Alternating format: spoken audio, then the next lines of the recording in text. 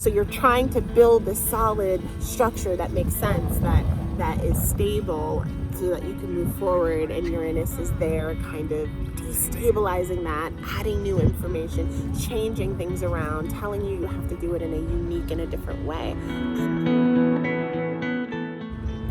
Hi everybody, this is Kaylani with the Wild Wahine, and this is your Astro forecast for this week, which is the last week of February, essentially. We're going to be talking a little bit about the astrology of this week. What are some of the important transits? We'll talk a little bit about what happened last week with the sun ingressing into Pisces, because that's important, and I know everybody's felt that because Jupiter's there, Neptune's there, with the sun now bringing that warm energy into that Piscean placement in your chart. It should feel a little bit sunnier. It should feel a little bit more optimistic, especially if you're a Pisces rising, or if you have that Pisces placement in an angular place, which would be your first house, your seventh house, or your fourth or your 10th house. So because I'm outside and I'm here by the beautiful beaches, you can see, you're going to hear birds, you're going to hear people, and you're going to see lots of wind, and hopefully my hat will not fly away.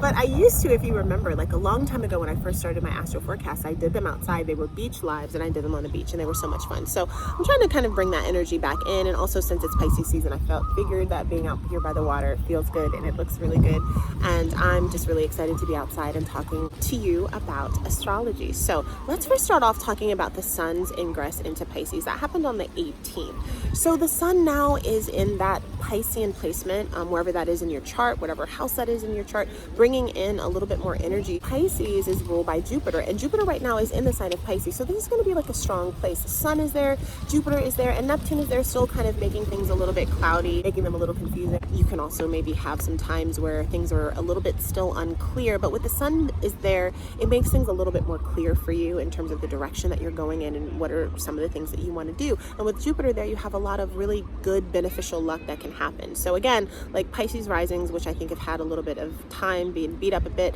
with that heavy energy, having Saturn in the 12th house, this is going to feel good for you. So like a win for Pisces risings, right? Or wherever really that Piscean placement is. It's going to feel really good, of course, when Venus transits through there, because that's when Venus will be in her exaltation, and that's when we're going to get that like Venus-Jupiter conjunction that feels good, along with Neptune for that period of time that we have in April. So looking forward to that. And what's also important is March 2nd, we have a new moon that's in Pisces that's going to be powerful, because the sun is there, the moon is there, Jupiter's there, Neptune's there. So this is a make a wish and have your dream come true big manifestation moon. I'm like gearing everybody towards March 2nd, because that is a really beautiful time to manifest something that you want, something that you want to win in, something that you just want to do well in. It's going to be a really beautiful moon for that, and we'll talk about that probably in another video or on one of my Clubhouse videos. Let's talk about the transits for this week that I think are going to be most important. So we have Venus and Mars, which are both still in the sign of Capricorn, still a little bit battling it out, still in that place wherever Capricorn is in your chart, where they're having like a difficult conversation with each other.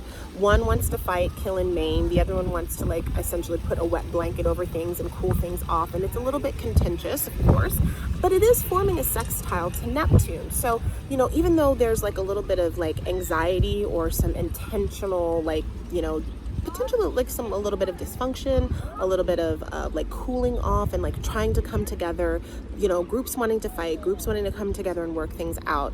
It's going to be making this sextile to Neptune, which is really going to be like, do I have all of the information? Do I really know what I'm doing? Why do I want to fight? Why do I want to make up? Does any of this make sense? What are we doing and why are we doing it? And so we're going to see that a lot in the mundane aspect of our life, you know, with an everyday things. You know, we can kind of sort of see that with what's going on with, you know, some of the wars that are rumored and talked about, like 2 steps forward, 1 step back. Okay, let's talk about it. No, I'm going to battle. I'm putting my troops here. No, okay, let's talk about it. And like, I'm warning you. And it is a lot of this posturing, and then like, let's come together and let's talk about this. I'm posturing some more. Let's come together and talk about this. What's going to happen? And it's very tense. And like, nobody knows exactly what's going to happen. It could also be very hidden because Neptune is involved. You know, Jupiter is there in it as well as the sun there in the sign of Pisces. So I think that we're going to start to see things get a little bit more clear.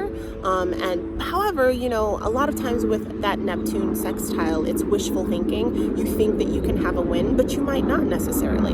You think that things are a certain way, and you actually don't have all of the information, because Neptune, a plane that's going by. Well, wait a second. Neptune has this really interesting way of presenting things to be a certain way when they're actually really not that way.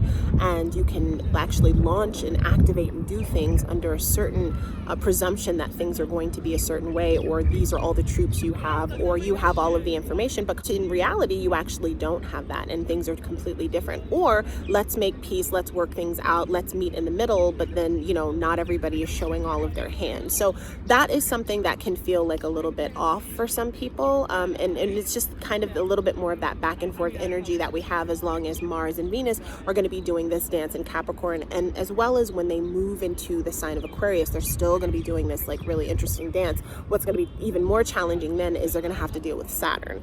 So, but that's, you know, to come. And to add a little bit more to that energy, we have Mercury, which is going to be making a square with Uranus. So Mercury right now is in Aquarius, where it's co-present with Saturn, not yet in a conjunction with Saturn, but it is co-present with Saturn. So this is going to be communication and talk that is serious. That means business that wants to build, that wants to create something that is structured, that wants to actually actively do something with its words. Like, what are we saying? What are we building? What are we doing? Remember, Mercury just re-entered back into the sign of Aquarius because it was retrograde, and it retrograded all the way back into Capricorn just to come back through now, you know, with whatever information it gained from being back in Capricorn, from making that third conjunction with Pluto, where a lot of secrets were revealed. And I saw this so much with so many clients and so many people I knew, and then even also just like in the world, like, here's a secret that no one knew about. Like, these are things that were hidden that are now uncovered, especially with Pluto, because Pluto oftentimes like rules that which is subterranean. So the new information that you have now that you're moving forward with, now that you have it, you're able to kind of act something new and do something different with that, and just build on something new. And that's kind of what Saturn wants to do in Aquarius. It wants to create a new foundation, something that's still foundational, something that's still strong, something that still has really good boundaries and really good structure, but it's building something new. And let's talk about it. Let's talk about how we want to create and build a new thing. Now that's going to be squaring Uranus. So, you know, Uranus is a planet that is in the sign of Taurus, which is also a fixed sign, and we were dealing with that Saturn-Uranus square that has been intense all last year, and that's going to be intense again in the fall.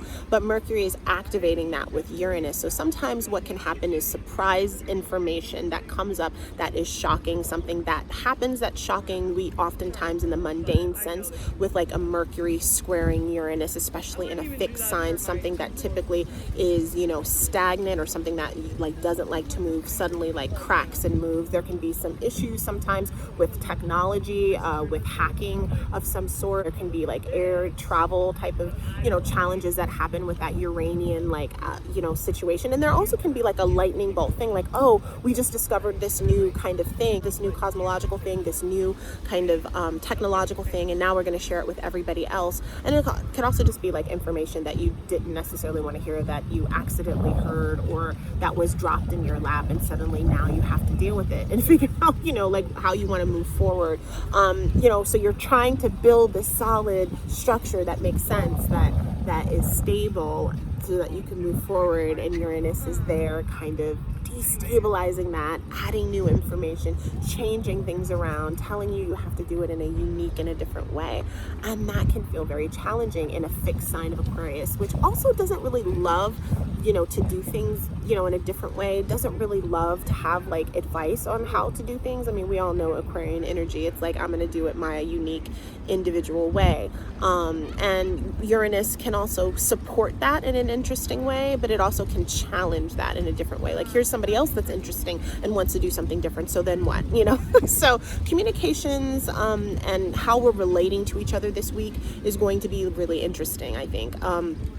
Now, with that being said, Jupiter is making a sextile to Uranus. That started last week, and all of this energy is like happening this week. Mostly all of this energy is happening actually on the 23rd and 24th. So we're going to feel it now all the way until like the end of next week. With Jupiter sextiling Uranus, that is sometimes a surprise. That's a positive surprise, a gift that you get, something that it could be interesting. Something that also, you know, with Mercury making that square, something that is unexpected, that was told to you, and that might appear to be challenging at first, but then at the end it ends up working out and being okay. So there's a lot of like surprise and newness, you know, with the energy of this week, but also a lot of confusion as to like what are the steps you're going to take to make forward, and a lot of that push-pull type of energy that's happening between, you know, Venus and Mars, because one is saying yes and the other one's saying no, and one says I want to fight and the other one says actually let's talk about it and let's kind of like try to see what we can do to make things a little bit better. So that's the general energy of this week that we have. It's very much a mixed bag, but we are going to see that with the new moon that comes in as of next week, and I wanted to talk about that just a little bit earlier before next week, that we're going to have a promise of some things that we really wished and desired coming true. So in that sense, I'm really happy for, you know, some of the energy that's going to be coming through that new moon, especially with Neptune there, because it really is kind of a dreamy, wishy kind of energy, and that's just kind of sort of what we needed.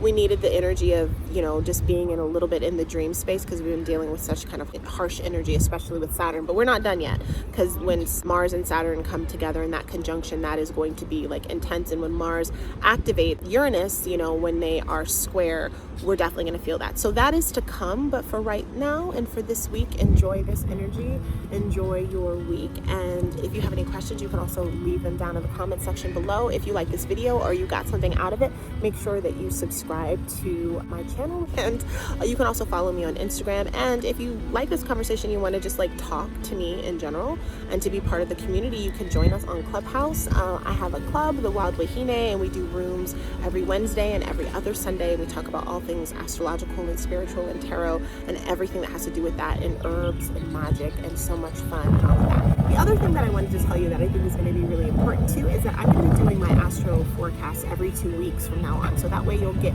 a bulk of information up front so that you know what's happening, and then it gives me an opportunity to do some of the other videos and pull out some other topics, because I have a lot of questions that people have asked me and I want to do some videos on that. So I'm really excited to introduce that. I hope you enjoy the beach, because it's so beautiful and I'm about to jump in it now. And yeah, let me know if you guys like these outside beach astro forecasts, because I love them. It's so fun to be outside, to show you a little bit of beauty of Hawaii. So yeah, thanks so much for joining today, and I will see you in the next video.